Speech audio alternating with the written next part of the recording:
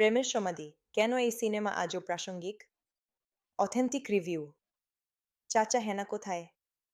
এই সংলাপটি শুনলেই কি আপনার মনে একটা নস্টালজিয়ার ঢেউ আসে? যদি আসে তবে আপনি একা নন। ১৯৯৬ সালে মুক্তি পাওয়া ইফতেখার জাহান পরিচালিত প্রেমের সমাধি কেবল একটি সিনেমা নয়, এটি একটি প্রজন্মের আবেগের প্রতিচ্ছবি। বাপ্পারাজ, শাবনাজ আর অমিত হাসানের মতো তারকারা কেন আজও দর্শকদের হৃদয়ে রয়ে গেছেন? চলুন আজ সেই কথাই বলি। আসসালামু আলাইকুম, আমি নিঝুম চলে আসলাম আপনাদের কাছে সেই পুরানো দিন ফিরিয়ে দেওয়ার জন্য। সিনেমাটির মূল আকর্ষণ সত্যি প্রেমের এক ট্র্যাজিক গল্প। প্রেমের সমাজের মূল শক্তি এর আন্তরিক গল্প ও চিত্রনাট্য, যা লিখেছিলেন দেলোয়ার জাহান ছন্তু। এটি সেই সময়ের কমার্শিয়াল ফর্মুলা মেনে চললেও এখানে প্রেমের যে গভীরতা এবং ট্র্যাজেডি দেখানো হয়েছে তা দর্শকদের আজও কাঁদায়। রোমান্টিক দিক সিনেমার কেন্দ্রে রয়েছে ত্রিভুজ প্রেম, যেখানে ভালোবাসা, ত্যাগ এবং সামাজিক ভেদাভেদ এক জটিল সমীকরণে বাঁধা। ধনী গরিবের প্রেম, ভুল বোঝাবুঝি আর চূড়ান্ত বিচ্ছেদ, এই আবেগঘন উপাদানগুলো দর্শকদের নিজেদের জীবনের গল্পের সাথে সহজে মেলাতে সাহায্য করে।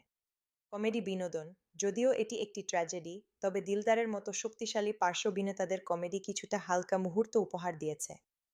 সেই সময়ের সিনেমার চিরায়ত কিছু হাস্যরসাত্মক দৃশ্য বাপ্পারাজ এবং অন্যদের সঙ্গে তৈরি হয়েছিল, যা বিনোদনের ডোজটা ঠিকঠাক রাখে।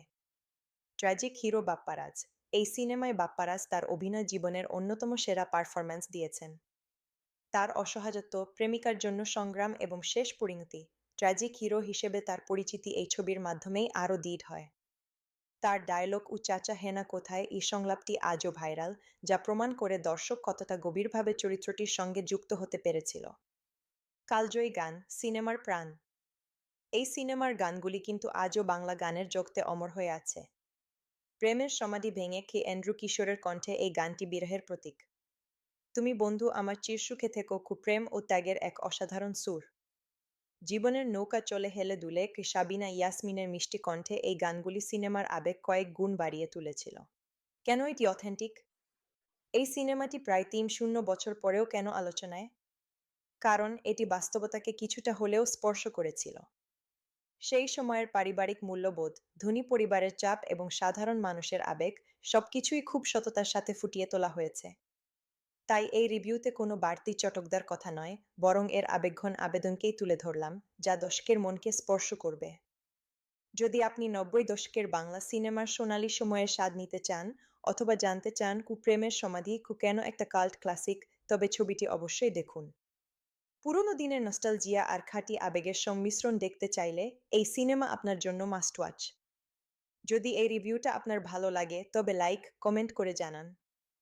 আর এমন আরও দারুণ দারুণ অথেন্টিক সিনেমার রিভিউ দেখতে প্লিজ আমার চ্যানেলটি সাবস্ক্রাইব করে দিন। আজ এই পর্যন্তই, পরে আবার দেখা হবে নতুন কোনো সিনেমার রোমান্টিক রিভিউ নিয়ে। সেই পর্যন্ত ভালো থাকুন, আল্লাহ হাফেজ।